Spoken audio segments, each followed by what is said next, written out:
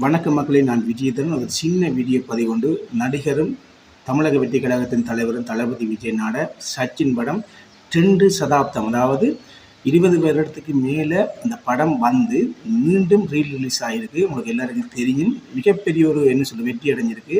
கிட்டத்தட்ட 230 ஸ்க்ரீனில் வந்து அந்த படத்தை வந்து வெளியிட்டிருந்தாங்க. அவங்களுடைய தயாரிப்பு குழு, அதாவது படத்தை தயாரிச்சிருந்த கலைப்புலி தானு சார் வந்து அந்த படத்தை வந்து தியேட்டரில் ரிலீஸ் பண்ணியிருந்தாங்க. அதெல்லாம் ஓகே, மிகப்பெரிய ஒரு வரவேற்பு வழங்கியிருந்தாங்க. இதில் என்ன பேசப்படும்னு சொன்னால் தெளிவாக புரிஞ்சுக்கோங்க. சில யூடியூப்ஸில் வந்து இந்த சினிமா விமர்சகர், அரசியல் விமர்சகர்னு சொல்லி முக்கிய மாதிரி பேசிக்கொண்டு இருக்கிறீங்க. உங்களை தெளிவாண்டு புரிஞ்சுக்கொள்ளுங்க. உங்களை எல்லாருக்கும் தெரியும், சமீபத்தில் நடிகர் தல அஜித்குமாருடைய குட் பேட் அக்லி படம் வந்து ரிலீஸ் ஆகி தமிழ்நாட்டில் மிகப்பெரிய வெற்றி அடைஞ்சிருக்கு. ஏன் இதை நான் சொல்கிறேன்னு சொன்னால், உங்களுக்கு எல்லாருக்கும் தெரியும், சமீபத்தில் வந்து சச்சின் படம் ரிலீஸ் ஆகிருந்தது. அதுக்கு சில சினிமா விமர்சகர் என்ற பேரில் வந்து இழிவான கருத்துக்களை முன்வைக்கிறவர்கள் தான் இந்த வீடியோ பதிவு. தெளிவாண்டு புரிஞ்சுள்ளுங்க. தளபதி விஜயனா வந்து தலையுடைய வசூல் வேகத்தை வந்து குறைக்கிறதுக்காகவும் அவருடைய படத்தில் வளர்ச்சியை தடுக்கிறதுக்காகவும் சச்சின் படத்தை ரிலீஸ் பண்ணி திட்டமிட்டு சதி செஞ்சு தல அஜித்குமாருடைய படத்துடைய வசூலை வந்து பாதிக்க செஞ்சுருக்காருன்னு சொல்லி ஒரு சில விமர்சகர்கள்லாம் கேவடு கட்ட மாதிரி பேசிவாருங்க. உங்களை எல்லார்டையும் தெளிவாக நான் சொல்கிறேன், எல்லாரும் புரிஞ்சு கொள்வீங்க நம்புகிறேன். தல அஜித்குமாருடைய படம் எப்போ வந்தது? ஒரு கிழமைக்கு பிறகு தான் சச்சின் ரிலீஸ் ஆனது. கிட்டத்தட்ட 230 ஸ்க்ரீனில் தான் அந்த படம் வந்து ரிலீஸ் ஆனது. தெளிவாக புரிஞ்சு கொள்ளுங்க. இதுக்கே உங்களால் தாங்க முடியலையே. தளபதி விஜயனோட படம் வரும் பொழுதே ஏகப்பட்ட தடைகள், ஏகப்பட்ட நெருக்கடிகள், படத்தை வெளியில் வருமானு தெரியாத அளவுக்கு பிரச்சனைகள். அதுக்கு பிறகுதான் படம் ரிலீஸ் ஆகும். ரிலீஸ் பண்ணால் நீங்கள் என்ன செய்வீங்க? 4 படத்தை ஒரே நாளில் போட்டி கிடக்குவீங்க. எப்படியாவது இவருடைய படத்தை அழிக்கணும். இப்பையும் சிவகார்த்திகேயன் படத்தை வந்து இப்போ ஜனநாயகம் படத்தோட போடுறதுக்கு திட்டமிட்டு கொண்டுக்கிறீங்க. அங்கெல்லாம் உங்களுக்கு எல்லாம் பலிக்காதா? உங்களுக்கு வந்தால் தான் ரத்தம், மற்றவனுக்கு வந்தால் தக்காளி சட்னி. தெளிவாண்டு புரிஞ்சுக்கணும். நியாயம் வேண்டாம், நேர்மையாக நடவுங்க. இப்போ நான் சொல்கிறேன், சினிமாவை பார்க்குறவன் தான் நான், அரசியலாக பார்க்குறேன். ஆனால் தளபதி விஜயன்னா ஒரு கெட்ட வார்த்தை காய்ச்சிட்டாராம் என்ன படத்தில், லியோ படத்தில். அதுக்கு ஏகப்பட்ட பெண்கள் அமைப்புகள் எல்லாம் வந்து சும்மா கொடி பிடிச்சி அப்படி இப்படியெல்லாம் கத்துனீங்களே. இப்போ வந்த சமீபத்தில் வந்து நான் சொல்லலை, ஓகே, இப்போ வந்த சமீபத்தில் வந்த படத்தில் வந்து எத்தனையோ கெட்ட வார்த்தைகள் பேசப்படுது. எங்கே போயிட்டீங்க உங்கள் சமூக அமைப்புகள்?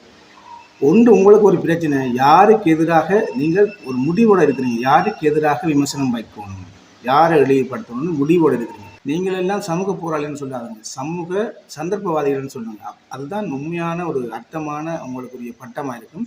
தெளிவாக புரிஞ்சு கொள்ளுங்க. நீங்கள் யாரை இழிவுபடுத்தணும், யாரை கேவலப்படுத்தணும்னு தெளிவாக இருக்கிறீங்க. மற்றவர்கள் என்ன தப்பு பண்ணாலும் அதெல்லாம் பிரச்சனை இல்லைப்பா. நாங்கள் ஒருத்தனை வச்சிருப்போம் டார்கெட் பண்ணி, அவர் தப்பு பண்ணால் மட்டும் நாங்கள் சொல்லுவோம், அதை கேட்டுக்கோங்க. நாங்கள்லாம் விசிற பைத்தியாரம் கிடையாது, எங்களுக்கும் எல்லாம் தெரியும். தெரிஞ்சு தான் நாங்கள் இருக்கணும். தளபதி விஜயனோட படத்தோட ஏகப்பட்ட பேர் லைனுக்கு ஒவ்வொரு முறையும் போட்டிக்கு விடுறீங்க. நாங்கள் எதுவும் கேட்டோமா? நீங்கள் வாரீங்க, நின்று செய்கிறது சமாளித்து, அதெல்லாம் சமாளித்து தான் வந்து இப்போ வந்து என்ன தொட முடியாத எல்லைக்கு வந்து நிற்கிறோம். தமிழ் சினிமாவின் உச்ச நட்சத்திரமாக இருக்கிறோம்னு சொன்னால் நீங்கள் தான் அந்த ஆய்க்கினே மத்தியில் தானே. அது மட்டும் இல்லை, அதை அடித்து வந்தீங்க. இப்போ அரசியலுக்கு வந்தாச்சு, அரசியல் அடிக்கிறீங்க. அடுத்த என்ன நிலையில் அண்ணா வந்திருக்குமோன்னு தெரியல. நியாயமாக சில ஆட்கள் கதைக்கிறீங்கல்ல, நீ சினிமா விமர்சகர்னு சொல்கிறீங்க.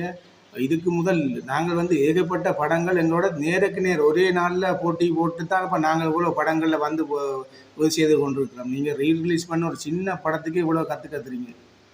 புரியலை எனக்கு. இதே நான் சொல்கிறேன்னா சில நபர்கள் இவங்க சொல்கிறத நம்பிடுறாங்க. இதான் உண்மையாக இருக்குமோ? அப்படி இல்லைங்க.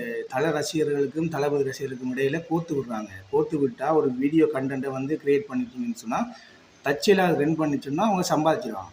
வீவர்ஸ் ஓடிச்சுன்னா சம்பாதிச்சிடுவாங்க. அவங்க உங்களை வச்சு சம்பாதிக்க பார்க்குறாங்க. நீங்கள் அடிபடி சாவுங்க. ரசிகருக்குன்னு சொல்கிறோம், தலைவர் ரசிகர்களுக்கு சொல்கிறோம். 2 பேரும் அடிபடி சாவுங்க, அவங்க சம்பாதிச்சுட்டு போவாங்க.